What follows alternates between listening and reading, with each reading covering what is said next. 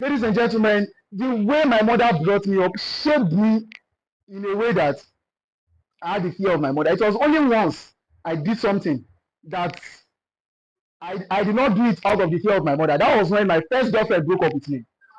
She broke up with me, I was crying. For days I was crying. You know that pain of heartbreak that will make you go to church.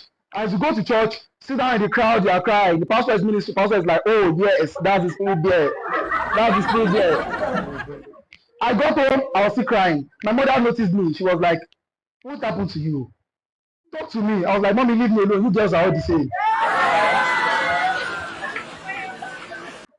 If you are enjoying, clap now. Clap now.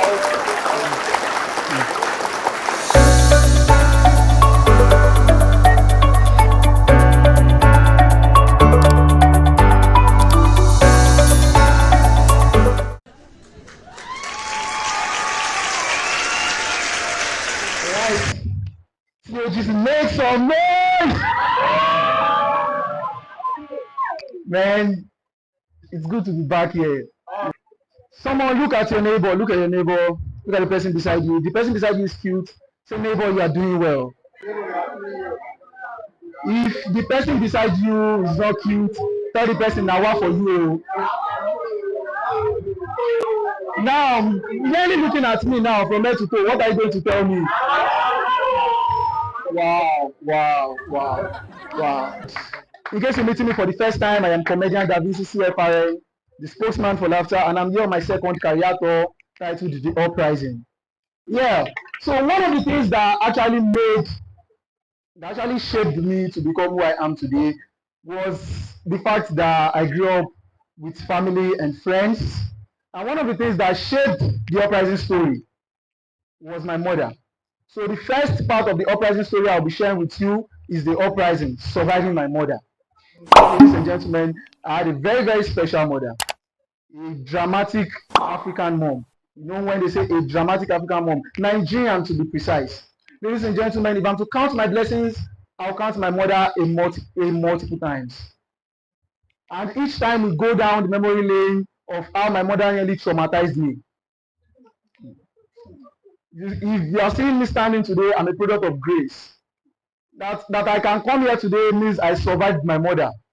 Ladies and gentlemen, first of all, I should be richer than Dangote by now. If not that, my mother collected all the gifts and money they gave me when I was small. I should be richer than Dangote. Who is Dangote? Dangote got nothing on me. Ladies and gentlemen, you see, you just hear, bring it, let me keep it for you. That was how my mother became the first person to scam me.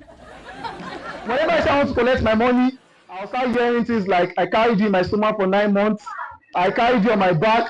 I fed you when you were crying. Emotional blackmail.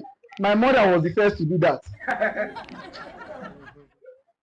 Ladies and gentlemen, even though my mother seized the capital to start my business at a young age, I was very, very relentless. Then I decided that, oh, I'm going to become a fashion designer. Tried my best to become a fashion designer. There was a day they needed duster in our classroom. They said, who will bring duster to school the next day? I said, I have an idea. I'll make duster. I used my mother's wrapper to make duster for our class. That day, she beat the upcoming tailor out of me. She nearly killed me. That was my first ever experience of Yakubu manage. You will feel it as if you want to die, but you will not die. Is that clear? You know when they beat you, you fainted, you wake up, they are still flogging you. Oh my God, don't let me cry. Ladies and gentlemen, see if that was not enough.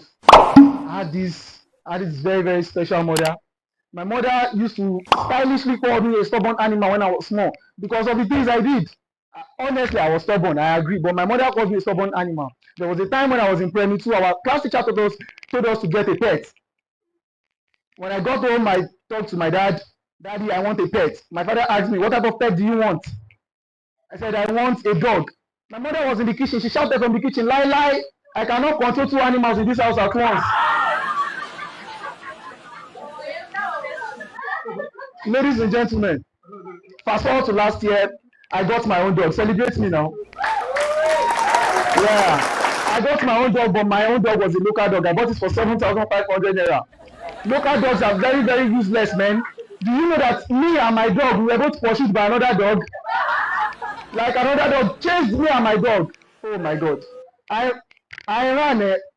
I broke world record. It was only me and the dog that witnessed it. There was no, I could not even submit it for Guinness World Record.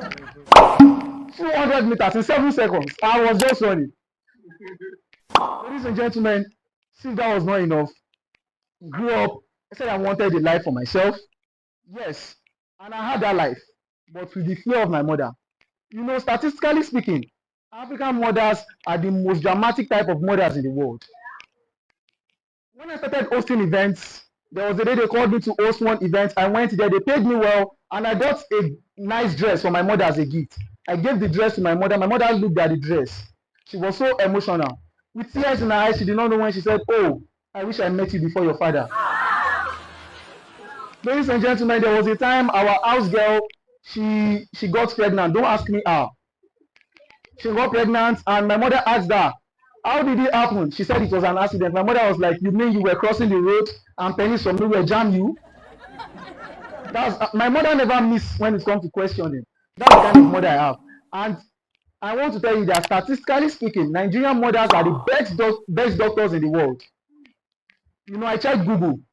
On Google, they said Japan has the best neurosurgeons in the world. That is doctors that do brain surgery. I was like, brain surgery? My mother, something that my mother can cure with ordinary slap. My mother can cure brain tumor with ordinary slap. If my mother slaps you, the first question you ask is who off the light, because everywhere go first. You know, my mother has a lot of disciplinary methods. You start hearing different disciplinary methods. If rich man pikin should hear of it, rich man pikin go think say na weapon of mass destruction. You start hearing different names for slap. Àbàrá, ìfọ́jú, ìfọ́tí, ìgbárùn, ìfágọ, ìfáyà, ìlàjì, ìgbájú, ìfọ́jú, ìgbámú. You start hearing different names. Wicked punishment. Ọlọ́mọkú ìyà. Mad punishment. Sìgá ọ̀bọ. And then there is one, they will now tell you that they want to draw car here. They tell you to push it to the petrol station.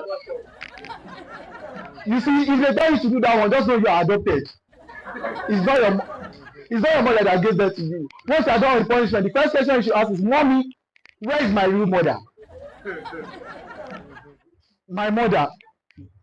The fear of my mother is the beginning of all wisdom. My mother is the only type of mother that before she goes out, she will call all of us her children, tell us to kneel down. She will flog all of us. When we ask, "Mommy, wetin we do?" She will say, "I never do anything, but I sure say before I come back from where I dey go, una go don do something." My mother will beat you to stop crying because you are crying. Do you know how crazy that can be? You know, when I see kids nowadays, Gen Z kids now, they can talk to their parents, "Yeah, Mommy, you're traumatizing me." I'm like, "Oh, do you know what is trauma?" You see rich men picking now.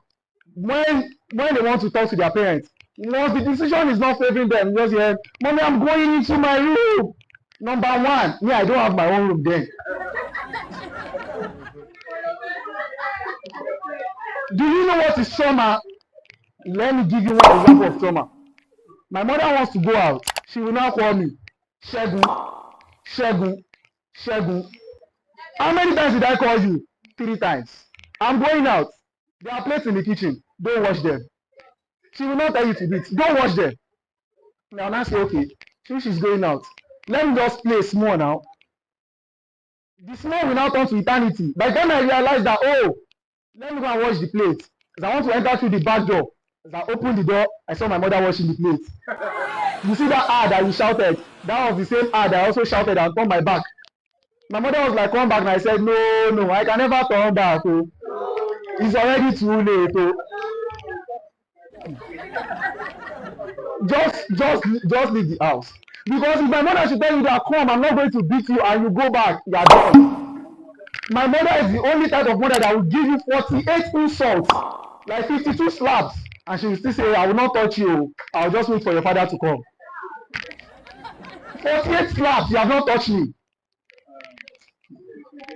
Do you now see, "Wait for your father to come"? That's the worst. Ladies and gentlemen, I will tell you that statistically speaking, African mothers are the best caregivers in the world.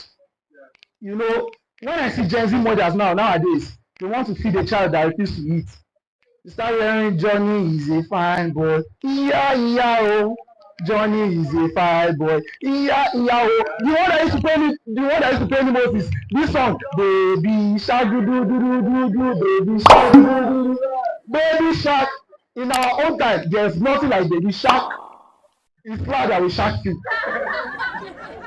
You know, when they want to feed a child now, they're telling the child, please eat now, please eat so that we buy you ice cream. In our own time, the first thing you hear is, Bokele love me one, màá dá etí ẹ̀ bó jáde. Bokele love me two. The third one is slap, pa. As you open your mouth to cry, they shoot you inside your mouth. You cannot cry, eba is inside your mouth. Whatever. Ah! There's nothing you can do to it. The one that is now the worst is Ogi. You know when they want to feed babies Ogi and Akamu, there's no sugar inside. And if they want to catch you that day, they should put wheat inside. The thing is now tasting somehow. I see Gen Z kids nowadays. They are giving them Cerelac, cornflakes, golden more. Ogi Baba. You know when they want to feed you, then you are trying to cry. You are trying to cry. Then your cry is now affecting that one neighbor. There's always that one neighbor that will now come and say, Iya Segun, kí ló ṣe? He's not eating. Bring him. That bring him, your life is spoiled. You see, this is where the problem is. They don't open their laps. Put you inside their legs. Now bend your head as if they want to turn it towards heaven. You see at that point, you have to choose between your life and the OG. As they feed you, you don't really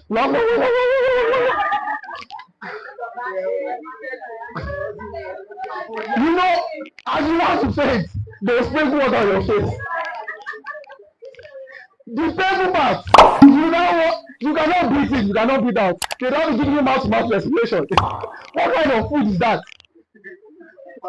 After they are done with you, the wicked parties, after they are done with you cannot even cry.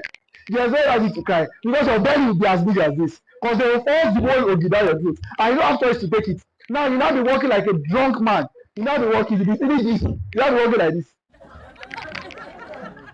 with big stomach. Do you know how traumatic that can be as a kid? A kid will now come and say, "Mommy, you're traumatizing me." I went to my uncle's place, see Gen Z kids. My uncle's child was talking to the child, said, "Go and wash the plate." Said, "Daddy, no, I can't wash the plate. I'm doing TikTok." I said, my own mother. I was not looking at my uncle. My uncle was not looking at me. He was looking at me. I was looking at him. I was like, wait, you not do anything. You not do anything to this girl. He now looked at me. You know these uncles now. He now used to like say, "Don't mind them. I almost see the shame." Yeah. My own mother. She will not even tell you to do it. It's just eyes. It's eyes. She just look at you like this.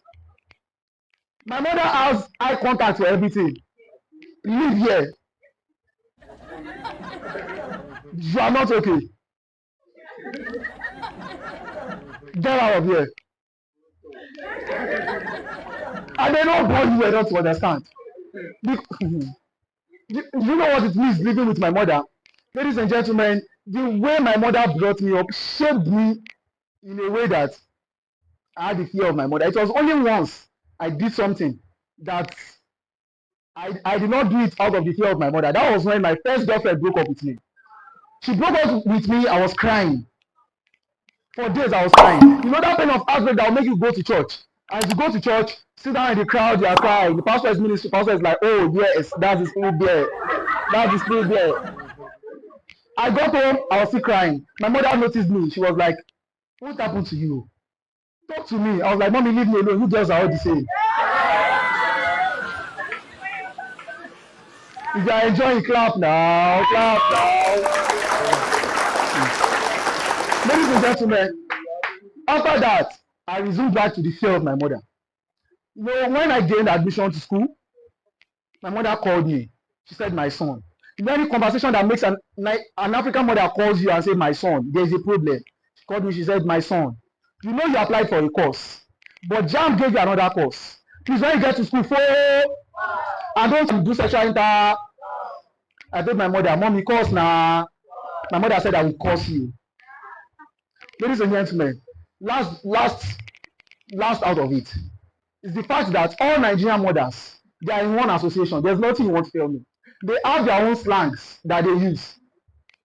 You know, my mother and your mother, they have this motto they use in their association. Whenever you offend your mother, you say, mommy, I'm sorry. The first thing she will tell you, sorry for your. The greatest one is, no child can kill me because I did not kill my own. Thank you, ladies and gentlemen. I am comedian David.